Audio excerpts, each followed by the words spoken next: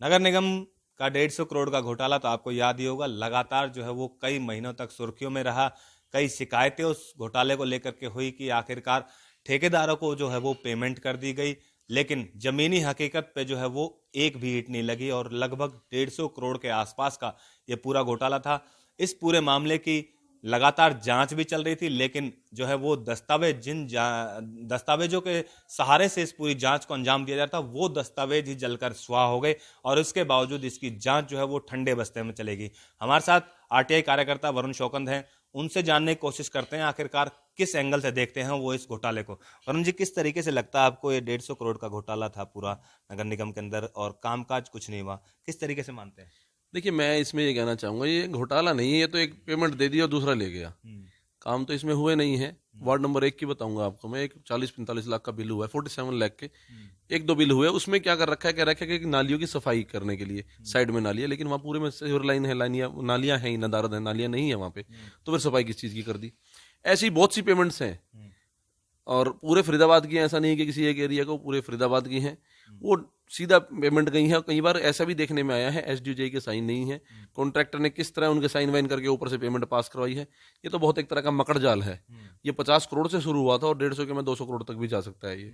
और जैसे कि सुनने में आ रहा है कि कॉन्ट्रैक्टर का तो स्विच ऑफ ही आता है फोन, लेकिन इतना ज्यादा शोर मचने के बाद भी बार बार अखबारों में आ रही है, टीवी चैनल्स आप भी दिखा रहे हैं, उसके बाद भी कोई चू करके राजी नहीं है। मतलब ऐसा हो कैसे सकता है? अगर पुलिस चाहे तो कुछ भी कर सकती है। अब कुंडू के घर आपको पता है 2 दिन पहले ही छापे पड़े हैं, तो क्यों नहीं इस ठेकेदार, क्या 200 करोड़ से ज्यादा का कुंडू का सामान है क्या? 200 करोड़ तो सीधे लेके चला गया कोई ठेकेदार है, तो क्यों नहीं कार्रवाई कर रही? क्या बात है? मतलब कौन रोक रहा है उन्हें? तो कहीं ना कहीं आपको ये लगता है कि इस मामले में कोई सख्त कार्रवाई नहीं कर पा रही हरियाणा सरकार? नहीं, करना ही नहीं चाहती। इच्छा की कमी है। नहीं, कमिटमेंट अगर हो करने को, तो अगर सीएम साहब कह दें तो आज रात रात में उसको ऐसा कोई है कि कोई भाग सकता है यहाँ से? उसको सामने आना चाहिए कॉन्ट्रैक्टर को। जैसे हम यहाँ प्रेस कॉन्फ्रेंस कर रहे हैं, ऐसे कॉन्ट्रैक्टर आके प्रेस कॉन्फ्रेंस कर रहे थे कि भाई मेरी क्या गलती है, भाई ये काम कर रखा है, ये पैसे किस बात के हैं, क्यों बदनामी कर रहे हो? तो लेकिन नहीं आ रहा, तो मतलब कहीं ना डाउटफुल क्या है, तो पूरी तरह मतलब कि दाल काली, दाल में कुछ काला नहीं, पूरी दाल ही काली है। और इसमें बड़े लेवल की, इसमें भी मैं कहूँगा बहुत बड़े लेवल की उच्च स्तरीय जांच होनी चाहिए। रिटायर्ड जजेस हों हाई कोर्ट के या सुप्रीम कोर्ट के, वो कर सकते हैं इसको, बाकी और तो इन्फ्लुएंस्ड हो जाएंगे। अच्छा, दस्तावेज आपने देखा हूँ, क्या नाम था, किस ठेकेदार के नाम थे, कौन सी कंपनी थी कुछ? देखिए, 2-3 है ठेकेदार। एक सतवीर ठेकेदार का नाम बार बार आ रहा है उसमें। वो जग जाहिर है, कोई मैं नहीं कह रहा, मतलब कि बहुत सारे हमारे पार्षद ही बोल चुके हैं, यहाँ पे सदन में भी बहुत बार मुद्दा उठा है, लेकिन कोई कार्रवाई पता नहीं क्यों ऐसा हो। मैं कहा, हमारे बिजली बोर्डों में तो ऐसा नहीं होता था। एटलीस्ट दिखाने को तो कार्रवाई कर देते थे, लेकिन निगम का तो सिस्टम ही समझ में नहीं आता। जैसे कहा अभी आनंद कांत भाटिया जी ने भी कल इस्तीफा दे दिया। वैसे कुछ था नहीं, वैसे ये सीएम तो ये है बता रखे विंडो पे, कुछ होता नहीं है इसमें, मैनिपुलेटेड होता है सारा।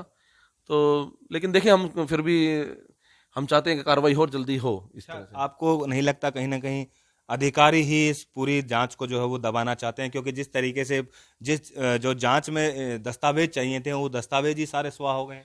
देखिए, मैंने ऐसा देखा है, ठेकेदार वहाँ 6-6 साल के बिल पास नहीं हो रहे ठेकेदारों के। भागे फिरते हैं, मारे फिरते हैं, चिल्लाते हैं बेचारे और कोर्टों में जाते हैं। और एक ठेकेदार को आप 200-200 करोड़ की पेमेंट कर रहे हो, तो मतलब देखो, इसमें तो कोई बात नहीं है कि संलिप्तता थी, ऊपर लेवल तक की थी। और जिसने 200 करोड़ रुपए जिसने कमा रखे हो, 150 करोड़ रुपए कमा रखे हो, उसके पास बंदे 1-2 करोड़ या 3-4 करोड़ रुपए खर्च करने के लिए कोई खास बड़ी बात नहीं है। और इतने में अच्छे से मैनिपुलेशन बहुत बढ़िया तरीके से हो सकती है, और वो कर भी रहा है।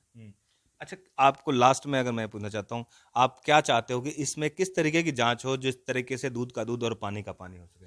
देखिए, इसमें कुछ नहीं है। जैसे जितने भी पेमेंट्स गई हैं, उस ठेकेदार को बुलाया जाए, देखो कागज जला लो, लेकिन जो पेमेंट वहां से आई होगी, देखो कोई इतना तो मजाक तो है नहीं, पेमेंट आई है और गई है।